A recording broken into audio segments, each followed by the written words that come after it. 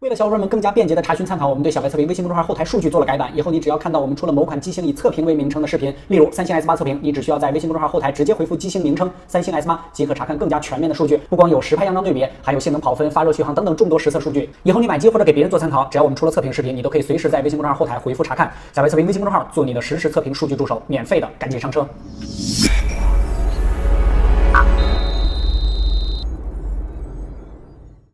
Hello， 大家好，欢迎收看这一期的小白测评，我是王九。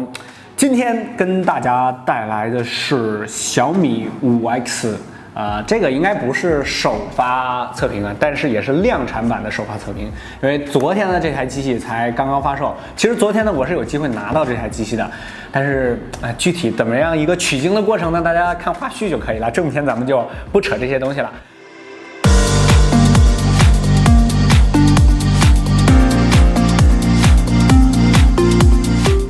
昨天金色，然后想买黑色没有，但是今天隔了一天就拿到了这个黑色的版本，是1499块钱，从武汉的米家购买的。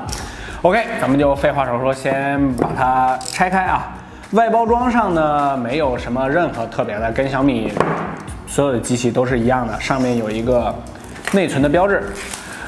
后面呢是一些简单的配置，后置光学变焦双摄像机，也是这一次5X 主打的一个功能。然后还有就是全金属的这个机身啊，5.5寸的屏幕，还有就是在发布会上着重说的一代神优625。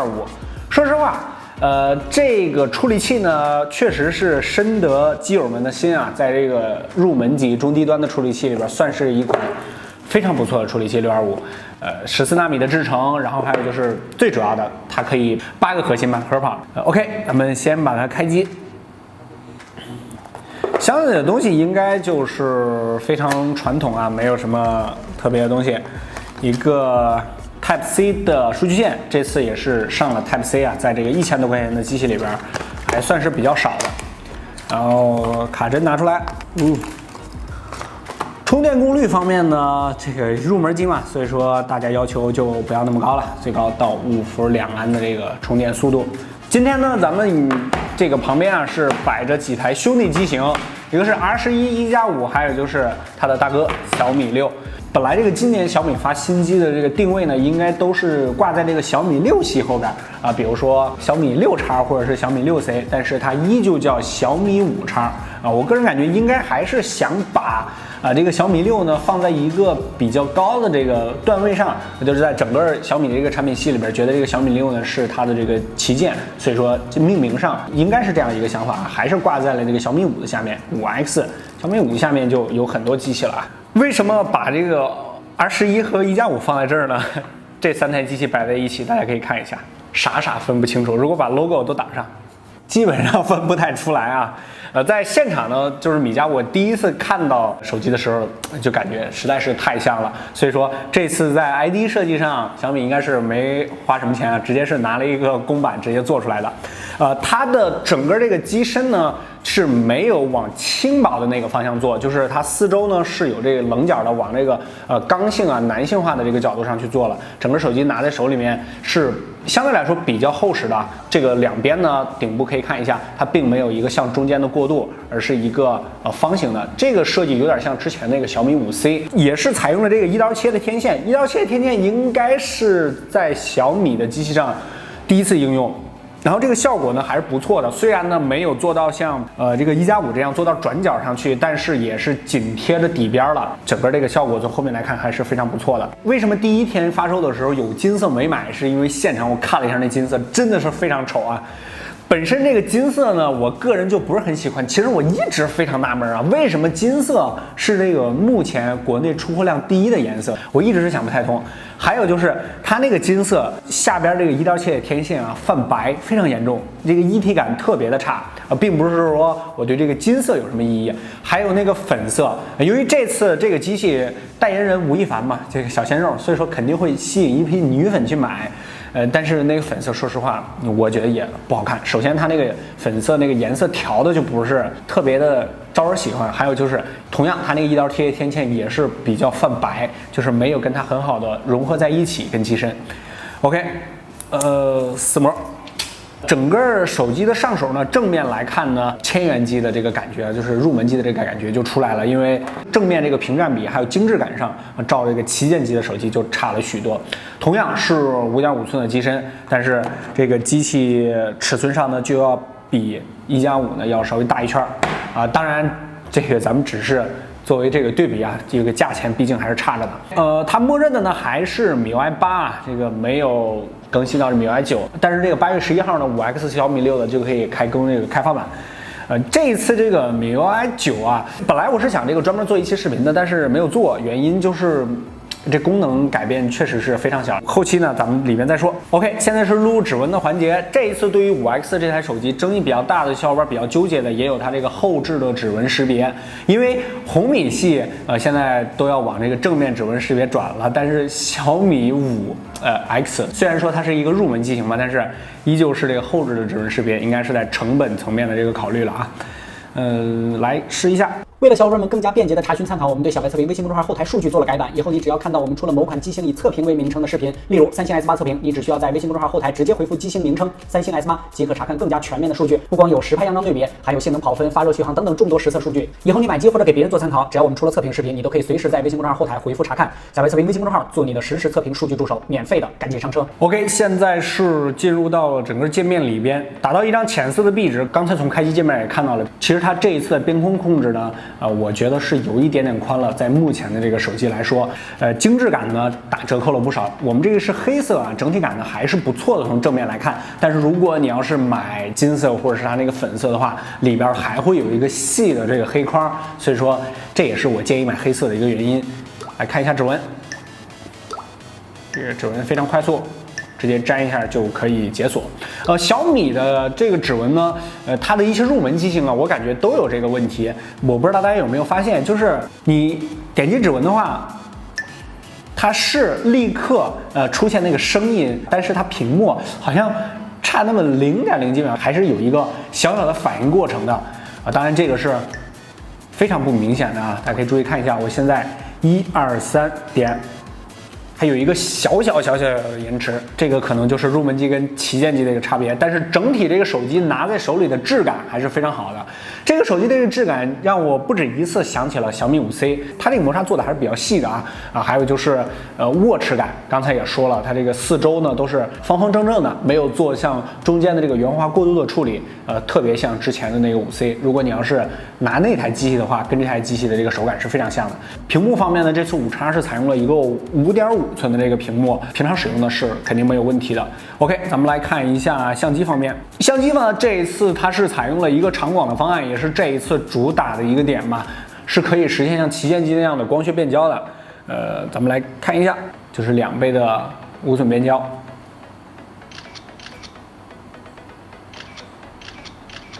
小米在相机方面呢，其实从去年开始啊，都出现了这个问题，就是偏绿的情况。之前咱们专门做那期国产旗舰相机上半年的这个对决之中呢，也说了，小米的这个相机呢素质是不太好的，这个调教上呢，确实照国产的其他这个旗舰机型呢，差了一些，基本上处在一个旗舰机的垫底的位置。如果要是非要把它放在第一梯队里边，那就非常勉强了。这次它这2个镜头呢，都是采用这个 OV 的镜头，长广方案。相机方面呢，这次我们准备后面呢是和这个坚果 Pro 呢来做一个对比啊，坚果 Pro 的相机是吧？大家也都知道。坚果 Pro 呢多聊一句啊，就是在使用过程中呢，它这个边角是非常锐利嘛，锐利异类啊，使用过程中会出现一些掉漆的情况，就是在这个边角的地方，这算是一个多说一嘴啊小插曲。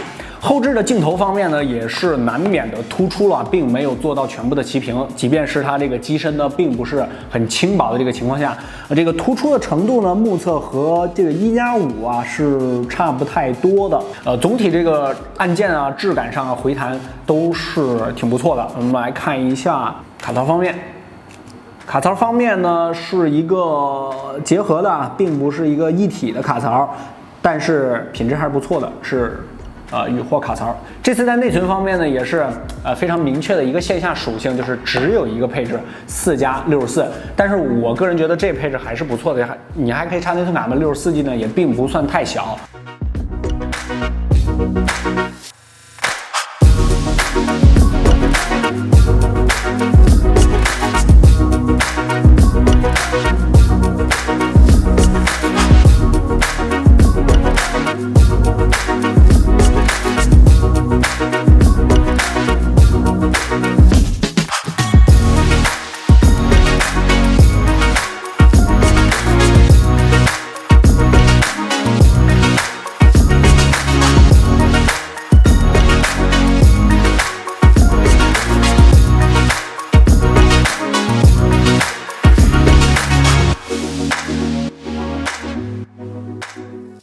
这次5X 的发布呢是和 Pro 7同一天啊，这个中间有什么商战属性啊，这个咱们就不知道了。但是非常恰巧，因为魅族几个月都没开发布会了，它就跟 Pro 7一天然后发布。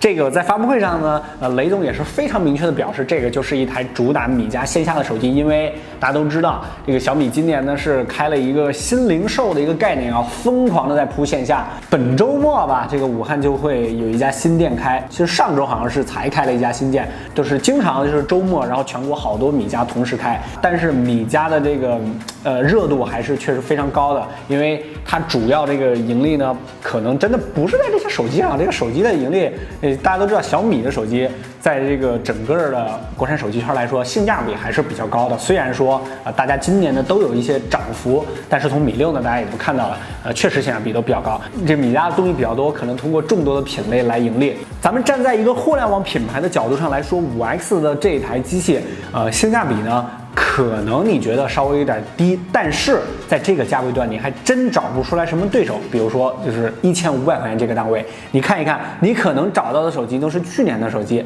今年的手机，无论是千元机还是在这个1500块钱当中将近2000的这个档位，新发布的手机确实还非常少。目前它还是独一份的。相对于之前的那个红米 Note 4X 呢，我个人可能更推荐这台手机，因为它毕竟挂在小米5的这个下边，整体的质感啊，手机的颜值拿在手上那感觉可能稍微好一些，但是后背的这个指纹识别，我觉得是你要思考的一个点。但是咱们把这个手机放在一个线下的机型上来说，它的性价比还是不错的啊。骁龙625的处理器，你在这个价位段去看一看什么欧威啊，什么是吧？别的品牌这个手机，你买到的不说不堪入目啊，反正配置比这个要差很多。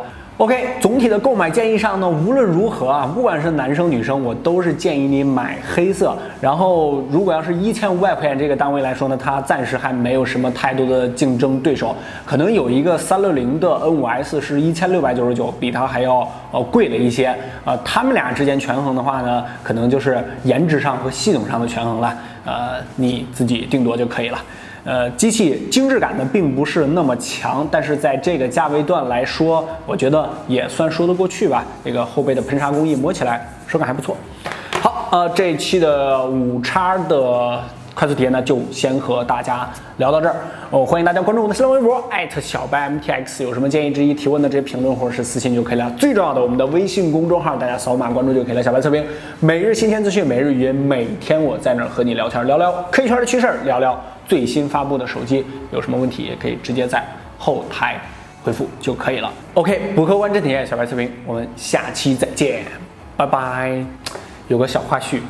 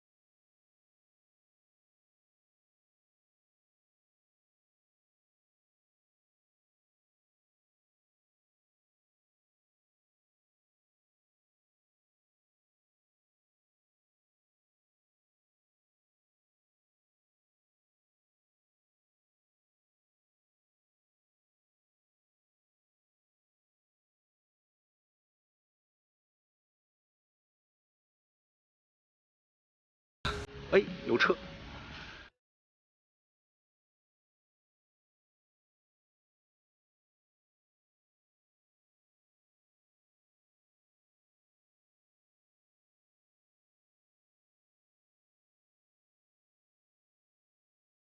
这确实得佩服一下小米的这个粉丝群体之庞大，是吧？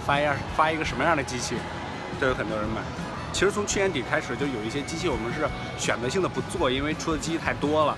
但是这个5X 也在不做的范围之内，但是没想到月亮这么高，而且问的人特别多，所以说今天还是看看。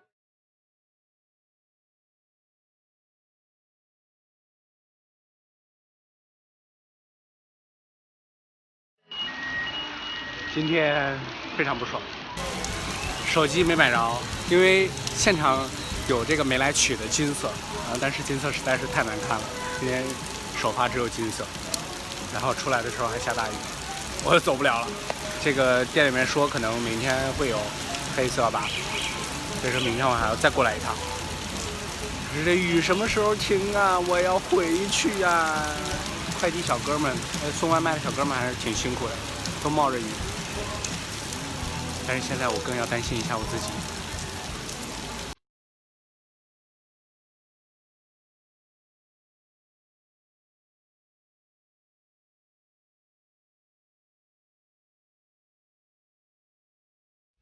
第二天我又去撞这个黑色的小米5X，然后又下雨了啊！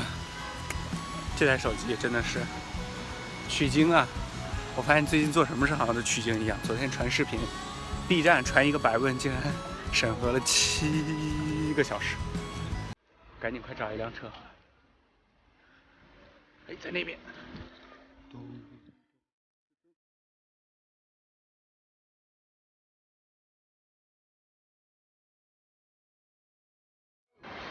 啊，好在今天是比较顺利买到了。感觉今天这个店里它的就是这个货应该还挺多的，因为我一问他说那个今天可以买，然后他就马上拿出来一台，应该这个备货还是非常充足的，而且他还主动我颜色了。不过非常悲惨的就是我又赶上下雨了，哎，怎么办？这边打车也骑不好打，公交又巨远，我只能想办法回去了，拜拜。何时会再传来我们的歌声？那一些欢笑。